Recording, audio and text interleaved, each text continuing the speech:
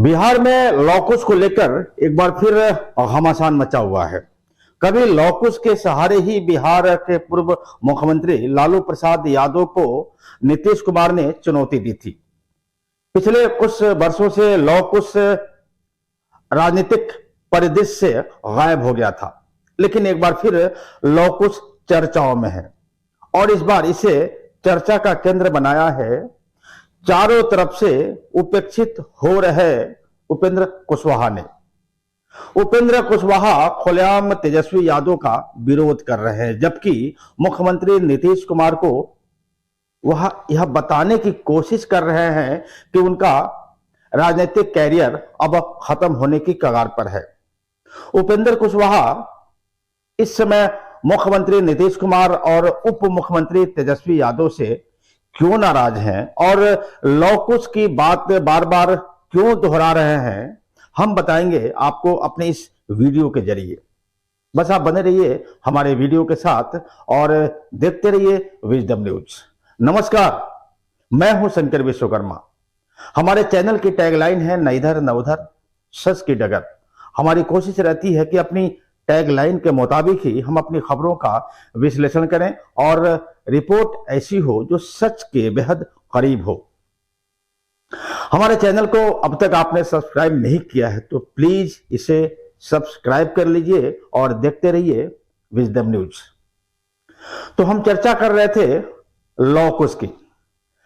दरअसल जब बिहार में लालू प्रसाद यादव का शासन था तो उस समय नीतीश कुमार ने पटना के गांधी मैदान में बिहार की कुर्मी और कोयरी बिरादरी का एक सम्मेलन किया था और जिसका उन्होंने नाम दिया था लॉकुश। यानी वह समीकरण बना था कुर्मी और कोयरी बिरादरी का, उस समीकरण का नाम दिया था लॉकुश।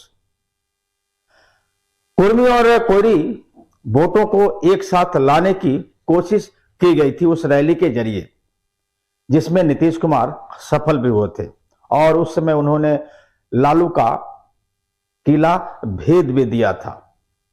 उपेंद्र कुशवाहा उस समय नीतीश कुमार के साथ थे। यहां तक कि 2003 में जब नीतीश कुमार रेल मंत्री बने थे तो उन्होंने उपेंद्र कुशवाहा को बिहार में विपक्ष का नेता भी बनाया था।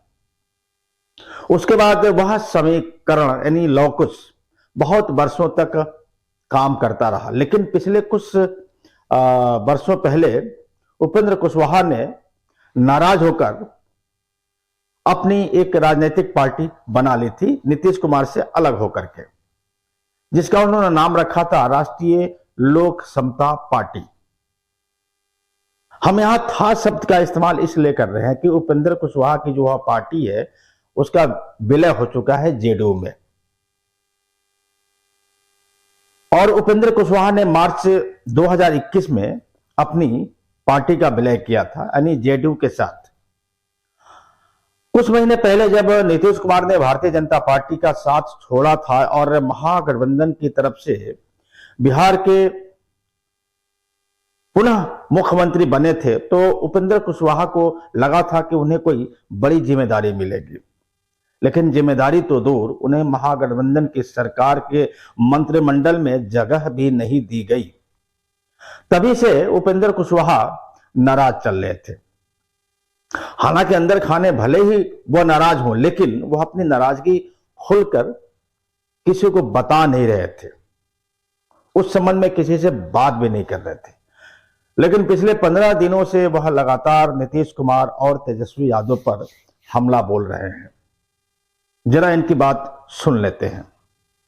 उसमें सीधे तौर पर उन्होंने कहा कि आप आइए, मेरे बाद आखिर कौन है पार्टी में, कौन संभालेगा, तो आप आइए। और बाद में पार्टी के कुछ दूसरे वरिष्ठ नेताओं को लगाया गया मध्यस्थता के लिए।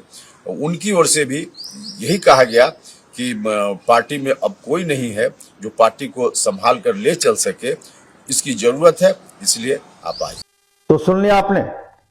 साथ ही साथ उपेंद्र कुशवाहा यह भी कह रहे हैं कि जेडीयू में अब कोई पार्टी को चलाने वाला नहीं है, इसलिए उनकी कोशिश है कि कुछ और करें। चलिए, उपेंद्र कुशवाहा इस समय उस फार्मूले को पुनः जीवित करना चाहते हैं जिसके सहारे कभी बिहार में लालू प्रसाद यादव की सरकार को उन्होंने इस समीकरण के जरिए गिराने में मदद की थी। हालांकि जो लौकुश समीकरण है वो जो बिरादरी कुर्मी और कोयरी समीकरण जो एक समीकरण बना हुआ है वो अब बनेगा कि नहीं बनेगा, लेकिन उपेंद्र कुशवाहा एक बार फिर इस कोशिश में लग गए हैं कि कुर्मी और कोयरी एक साथ आ जाए।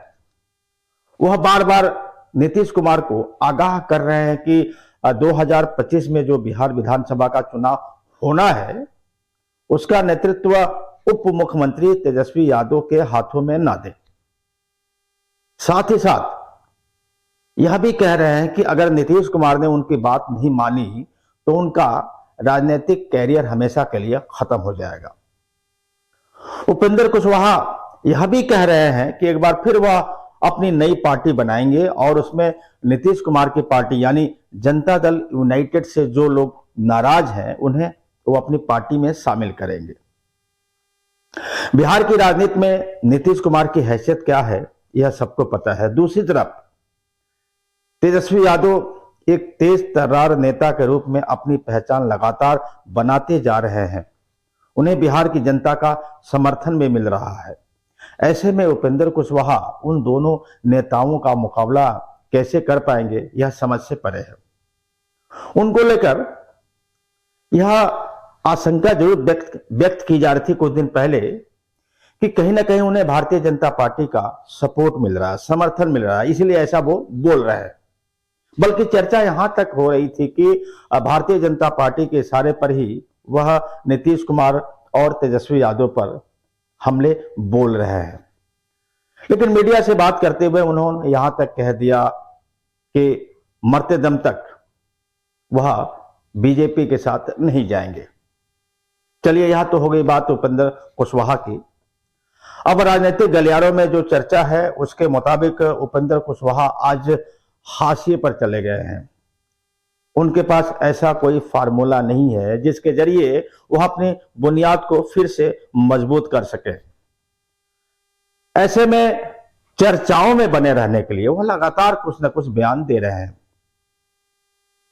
उधर चर्चा यह भी है कि 10 फरवरी को राजद सुप्रीमो लालू प्रसाद यादव सिंगापुर से पटना लौट आएंगे।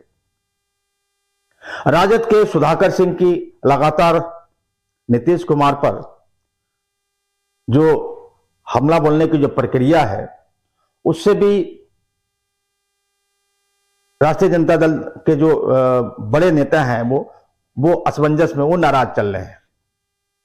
तो यह माना जा रहा है कि लालू प्रसाद यादव के आने के बाद न सिर्फ सुधाकर सिंह पर कोई बड़ी कार्रवाई होगी बल्कि उपेंद्र कुशवाहा भी शायद हमेशा के लिए बोलना बंद कर देंगे।